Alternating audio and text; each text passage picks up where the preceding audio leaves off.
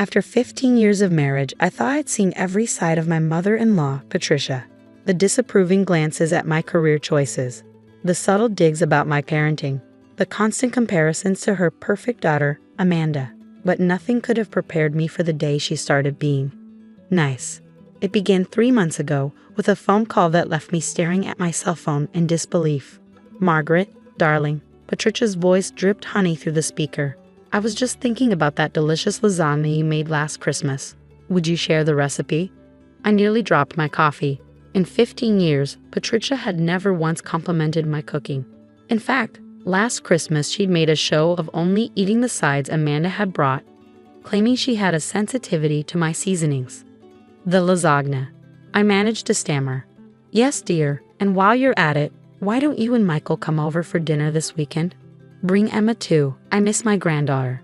That dinner turned into weekly visits. Suddenly, Patricia wanted to hear all about my work at the publishing house.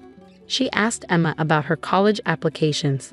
She even defended my parenting choices when Amanda made snide comments about Emma's gap year plans. "Emma's mother knows what's best," Patricia said firmly, shooting down Amanda's suggestion that a gap year would ruin Emma's future. "Margaret has always made excellent decisions for her children." Michael was thrilled. "See," he'd say, beaming at me across the dinner table. "I told you Mom would come around eventually."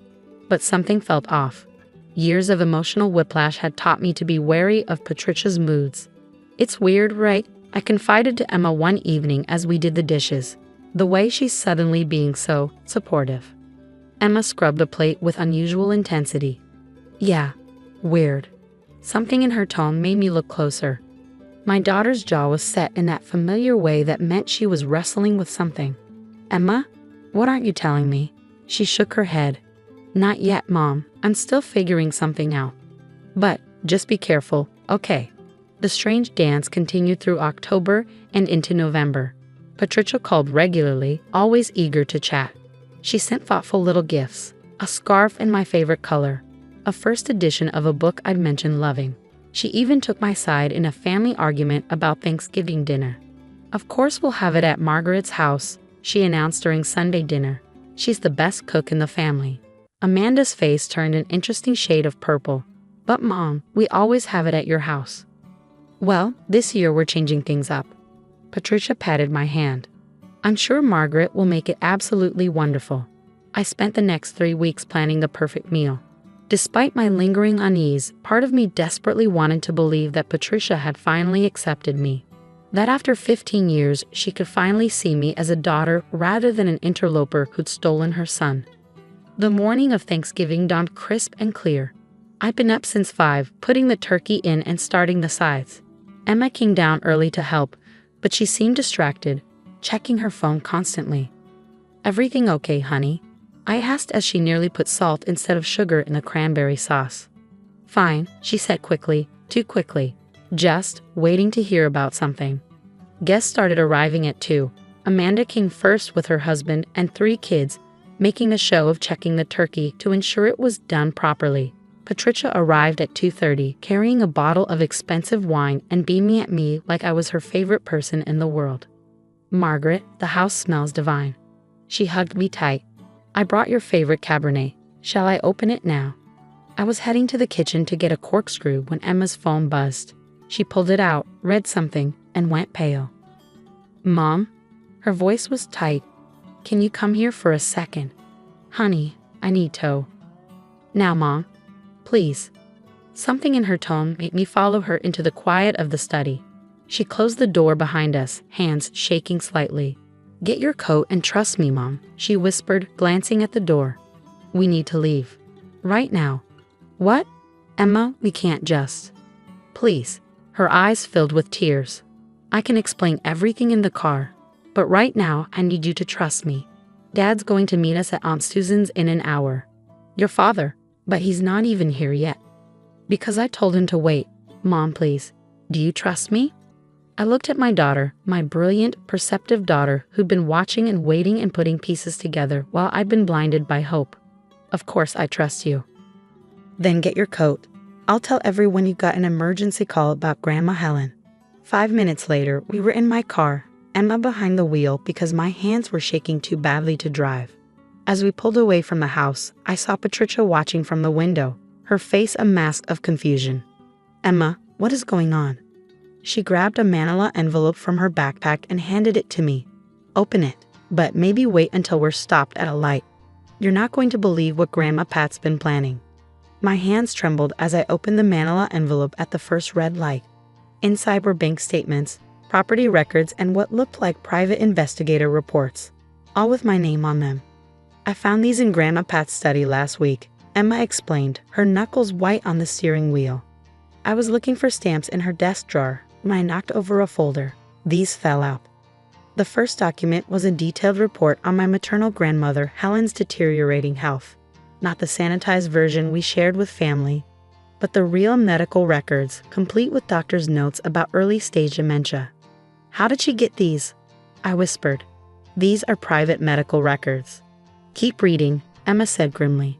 The next paper was a property assessment of Grandma Helen's lake house. The one she promised to leave me in her will. The one I'd spent every summer in as a child. The one Patricia had casually mentioned would make a lovely retirement home during one of our recent dinners. 3 weeks ago, I overheard Grandma Pat on the phone with her lawyer, Emma continued. She was asking about power of attorney requirements for someone with diminished mental capacity. My blood ran cold as I pieced it together. She's trying to get control of Grandma Helen's assets before she passes, yes. Emma turned onto Aunt Susan's street. She found out about the lake house somehow. She's been buttering you up, trying to get closer to Grandma Helen through you. The last document in the pile was a half-drafted letter to an elder care attorney, written in Patricia's elegant handwriting. It detailed concerns about Grandma Helen's ability to manage her own affairs, suggesting that decisions about her care and assets should be handled by family members with more experience in these matters. That's why she moved Thanksgiving, I realized, feeling sick. She wanted to keep us away from Grandma Helen today. She's probably there right now, with her lawyer. No, she's not. Emma allowed herself a small smile as she pulled into Aunt Susan's driveway. Because Dad's there, with our lawyer. Michael was waiting on the front porch, his face etched with a fury I'd never seen before. Next to him stood Gloria Chen, our family attorney, holding a briefcase and looking grimly satisfied. "Did you show her?" Michael asked Emma as we hurried up the steps. "The documents, yes, but I thought you should explain the rest." Inside, Aunt Susan immediately wrapped me in a hug while Michael paced the living room. "I couldn't believe it at first," he said, running his hands through his hair. "My own mother. When Emma showed me what she found, I hired a private investigator of our own." Gloria opened her briefcase and pulled out another set of documents. "Patricia has done this before," she explained. 10 years ago, she manipulated her way into becoming power of attorney for her cousin Barbara. Within 6 months, Barbara's lake property was sold, and the money was redistributed into accounts under Patricia's control. Barbara died believing she'd lost everything in bad investments, Michael added bitterly. We found 3 other cases, all following the same pattern. Mom finds elderly relatives with valuable property, works her way into their confidence, and now she's targeting my grandmother. My voice sounded distant to my own ears. "Not anymore," Gloria said firmly. "We've already filed for a protection order. Your grandmother's assets are being placed in a secure trust, with you and your Aunt Susan as co-trustees. And we're reopening investigations into the previous cases." My phone buzzed. Patricia calling. Then Amanda. Then Patricia again. "Don't answer," Michael advised. "Mom's probably realized something's wrong by now. Let her sweat." As if on cue, a text from Patricia popped up. "Margaret, darling, is everything all right? We're all so worried. Please let us know about Helen." The false concern made my stomach turn. I thought about all the times Patricia had criticized my relationship with Grandma Helen, calling me overly attached and suggesting I was babying her. All the times she tried to exclude Grandma Helen from family events. It hadn't been about dislike, it had been about isolation. "I should have seen it," I whispered. "All those years of keeping us apart." "Hey," Michael knelt in front of me, taking my hands. "None of us saw it. She's had decades to perfect this act. But she slipped up this time. She got greedy. She underestimated Emma," Aunt Susan added proudly. Emma blushed. I just knew something felt wrong. Grandma Pat being nice to Mom, After 15 years of treating her like dirt? No way. More texts flooded in. Amanda, Mom's really upset. How dare you ruin Thanksgiving like this? Patricia again. Darling, please call me. I'm just sick with worry about poor Helen. What do we do now? I asked Gloria. Now, she smiled grimly. Now we go on the offensive. Your mother-in-law thought she was laying a trap for your grandmother. Instead, she walked right into one of her own. The confrontation happened 3 days after Thanksgiving. We arranged to meet Patricia at our lawyer's office, though she didn't know Gloria would be there. She swept in wearing her favorite business meetings outfit, the one she wore when she wanted to intimidate people. Margaret, darling. She moved to hug me, but I stepped back. Her smile faltered slightly. I was so worried when you left on Thanksgiving. Is Helen all right? Why didn't you tell us, Mom? Michael's voice was ice cold. After all, you seem to know more about her medical condition than her own family does. Patricia's face went blank for a fraction of a second before the concerned mask slipped back into place. I'm sure I don't know what you mean, dear. Let me refresh your memory. Gloria stepped forward, laying out the documents Emma had found. Medical records obtained illegally, property assessments, draft letters to your lawyer about seeking power of attorney, and reports from your private investigator tracking Helen's deteriorating health. The color drained from Patricia's face. She sank into a chair, her hand fluttering to her throat. Where did you? Those are private. Private? I couldn't hold back anymore. Like my grandmother's medical records were private, like Barbara's financial records were private before you drained her accounts. Barbara? Patricia's eyes widened. How do you know about? We know everything, Mom. Michael's voice cracked. The cousins, the family friends, all of it. How many times have you done this? How many families have you destroyed? For a moment, Patricia seemed to shrink in her chair. Then her spine straightened, and her face hardened into something ugly and familiar, the expression she'd worn for 15 years when looking at me. You ungrateful children, she hissed. I've only ever tried to keep this family's assets secure. These elderly relatives, they can't manage their own affairs. Someone has to step in, make sure the family wealth is properly protected. You mean stolen? Emma interrupted from the doorway. She walked in carrying another folder. I have the bank records showing where the money went, Grandma Pat. Every penny from every protected relative. Funny how it all ended up in your accounts. Patricia turned to Michael, her eyes filling with tears. Surely you can't believe I would. Michael, I'm your mother. Not anymore. Michael's voice was quiet but firm.